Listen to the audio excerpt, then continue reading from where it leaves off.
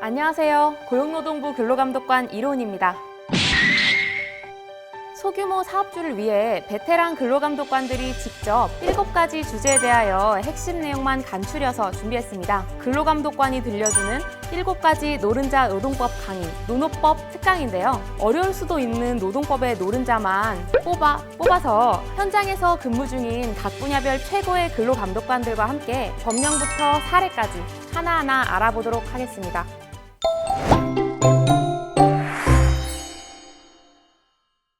이번 시간은 노노법 특강 2번째 시간, 근로시간 편인데요. 이상인 근로감독관과 함께 하겠습니다. 근로시간 위반 노노. 안녕하세요. 근로시간계 등대 이상인입니다. 사용자와 노동자는 상호 간의 근로 계약에 따라 노동자가 제공한 노무에 대한 임금을 지급하면 될 텐데 근로시간 왜 중요한가요? 근로시간인지 아닌지에 따라 임금 지급 의무가 달라지기 때문입니다. 근로시간에 해당하면 임금 지급 의무가 발생하나 근로시간이 아니라면 임금을 지급할 의무가 없기 때문에 근로시간인지 아닌지에 대한 판단이 필요합니다. 그렇다면 근로시간과 그렇지 않은 시간에 대해서 자세한 설명이 필요할 것 같은데요. 근로시간이란 사용자의 지휘 감독 아래 근로를 제공하는 시간으로 실제 작업시간뿐만 아니라 노동자가 사용자의 처분 아래 대기하는 시간 역시 근로시간에 포함됩니다. 예를 들어서 설명해 주시면 이해가 좀 더 쉬울 것 같은데요. 업무 수행을 위한 교육, 워크숍 참석, 거래처 접대, 회식 등을 위해 사용한 시간은 근로시간에 포함이 될까요? 포함되지 않을까요? 개인적으로 포함이 됐으면 좋겠는데요. 포함시켜 주시면 안 될까요? 어떤 게 포함이 되셨으면 좋겠어요? 회식이요. 회식이요? 안 됩니다. 네. 사용자의 지시 여부, 업무 수행 의무의 정도, 업무 수행을 거부하는 경우 불이행 여부 등 구체적 사실관계를 따져 사례별로 판단해야 합니다. 노동자에게 의무적으로 실시하는 교육시간은 근로시간에 포함되고 업무 수행과 관련된 워크숍 또는 세미나에 참석하는 시간도 근로시간에 포함됩니다. 그러나 직원 간 화합 및 친목 도모를 위한 워크숍 또는 세미나에 참석하는 시간은 근로시간으로 보기 어렵습니다. 업무와 관련해서 거래처를 접대하는 시간의 경우는 어떤가요? 사용자의 지시가 있거나 명확한 지시는 아니더라도 승인을 얻어 업무 관련자를 접대하는 경우에는 근로시간에 포함됩니다. 마지막으로 회식 시간은 원칙적으로 노무 제공과 관련이 없이 직원들의 사기 진작 및 친목 도모를 위한 것으로 근로시간으로 보기 어렵습니다. 예, 좀 아쉽네요. 업무와 관련하여 부수적으로 이루어지는 활동 등의 근로시간 해당 여부는 사례별로 종합적인 판단이 필요하다는 말씀이네요. 네, 그렇습니다. 다음으로 법정 근로시간과 소정 근로시간의 개념에 대하여 설명 부탁드립니다. 법정 근로시간은 연장 근로 가산수당 발생 여부, 연장 근로 제한 위반 등을 판단하는 기준이 되고 소정 근로시간은 통상임금 산정하기 위한 기준이 되기 때문에 구분할 필요가 있습니다.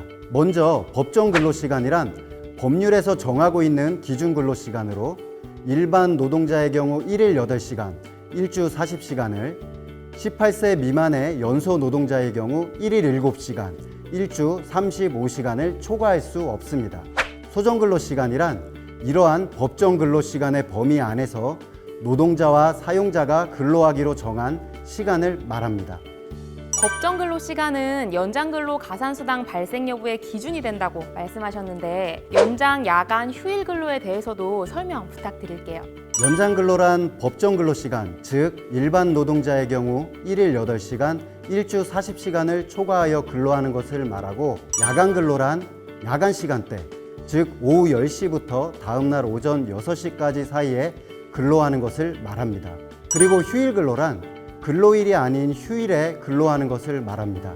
5인 이상 사업장의 경우 노동자가 연장, 야간, 휴일에 근로하게 되면 통상임금의 50%를 가산하여 임금을 지급하여야 하는데 4인 이하 노동자를 사용하는 사업장의 경우에는 가산수당을 지급할 의무는 없습니다. 그럼 법정 휴일이란 무엇이고 4인 이하 사업장에도 적용되는 법정 휴일에는 어떤 게 있는지 설명이 필요할 것 같은데요. 법정 휴일이란 근로기준법 등 관련 법률에서 의무적으로 정한 휴일로 4인 이하 사업장에도 적용되는 법정 휴일에는 주휴일과 매년 5월 1일인 근로자의 날이 있습니다. 4인 이하 사업장이라고 하더라도 여성 노동자와 연소 노동자의 경우 연장 야간 휴일 근로가 제한되죠. 임신 중인 여성 노동자는 어떠한 경우에도 연장 근로가 허용되지 않습니다. 그리고 18세 미만 연소 노동자는 1일 1시간, 1주 5시간 이내에서만 연장 근로가 허용됩니다. 또한 여성과 연소 노동자를 야간 또는 휴일에 근로시키기 위해서는 고용노동부 장관의 인가가 필요한 경우가 있습니다. 방금 설명드린 내용들을 위반한 경우 노동자의 동의나 요구가 있었더라도 사업주가 형사처벌을 받을 수 있으니 꼭 주의해주세요. 이제 휴게 시간에 대한 설명도 부탁드립니다. 휴게 시간은 노동자가 사용자의 지휘 감독으로부터 벗어나 자유롭게 이용할 수 있는 시간으로 사업주는 임금을 지급할 의무가 없습니다.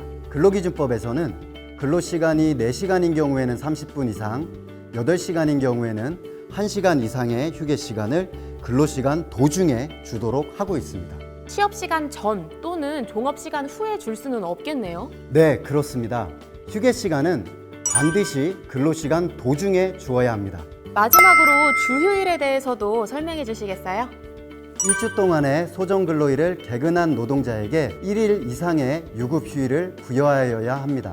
이를 주휴일이라 하고 주휴일에 근로하지 않더라도 지급되는 임금을 주휴수당이라고 하죠. 주휴일을 반드시 일요일로 해야 하는 것은 아니고 사업장 특성에 따라 특정 요일을 주휴일로 정할 수 있습니다.